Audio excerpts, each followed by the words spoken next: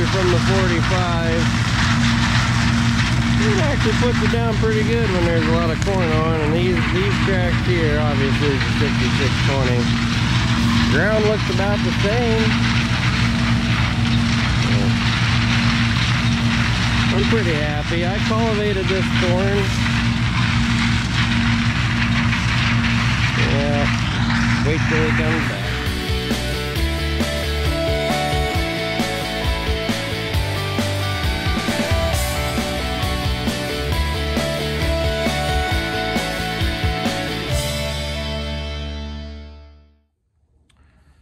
Alright guys, well, I guess you just got done watching the 6620 and corn harvest 2021. I didn't really have enough video to make that long enough, so I'm going to do some rambling. Basically, I'm just going to catch you up on harvest 21 and how it went.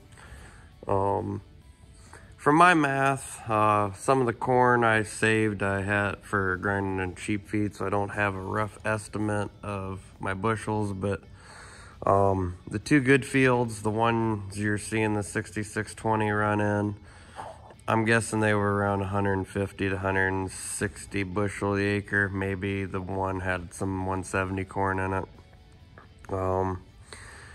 The other two fields that I was running the 45 in, they were probably maybe 80 bushel, probably less than that. A lot of learning happened with those on what I was doing for spraying for the no-till into the hay. I learned that orchard grass is very, very difficult to kill. But I also learned that my moldboard plowing practices, well, some guys hate it. It works for me. So anyway, that's basically how the corn ran. Overall, I can't say that I'm satisfied, but I'm tickled how the couple of the fields ran. I would say that the beans, I had a couple fields when I was trying to get my planter dialed in. They probably ran 30 bushel, 35 bushel. I probably had a field that ran 65 bushel beans. And then I would say as a farm, as I got my planter dialed in and as the ground was, you know, better here and there, I would say average 50, 55 bushel soybeans. So for us, that's great. Normally in the past, I've raised 30 to 35 bushel soybeans. So I'm definitely getting something down there. I feel that this year building the bean planter in my eyes completely paid off. The emergence is great. It's slick, it works good, it fits where I need it to. The machinery I have pulls it just fine. So yeah. So basically, I'm happy. I've already on our farm, fertilizer this year is skyrocketed. Last week when I wrote a check for prepay,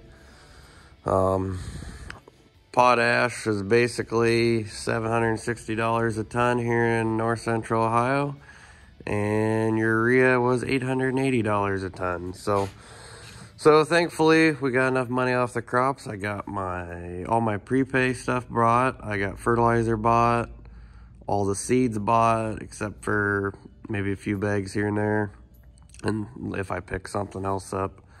And I got my pop-up fertilizer bought as well. So we're looking good going into next growing season. So anyway, projects we've got going on. 4040 has developed a leak in the front, and that's not good. And I gotta fix that. And then Dad's got the 3020. He's got it out. We're gonna actually try to disc with it here. And the 70 that has been in past videos, it's in full swing of getting restored. And then I bought a new toy. I don't know if anybody can recognize what this stuff's off of. maybe I'll let you guys kind of ponder it over and guess, but it's going to be the highlight of a couple videos coming up. I guarantee you can't see it, but nope. Well, you can see the wheel. It's sitting out there. It won't sit in the building. So anyway, hopefully some good videos on that to come. So that's pretty much all that's going on. Once I get the 70 overhauled, can't wait to play with it. And then we got that 4010 we want to work on too. So lots going on. Lots going on actually. So got to get this thing blowed off. It did very well. I think if I got any money left over, I think I'm gonna buy a new concave for it. The rasp bars seem to really help, but I think a new concave would definitely help in the beans. So anyways, I guess it's been 5 minutes. I'm gonna quit rambling, and I guess be sure to like and subscribe if you haven't. We're definitely adding numbers. I greatly appreciate that. Didn't think this channel would grow like it is, but it is. So, alrighty guys, I guess instead of looking at this ugly side of the 3020, we will leave you with the pretty side. So hopefully get this thing buffed and you guys can see it. So, alright guys, have a good day.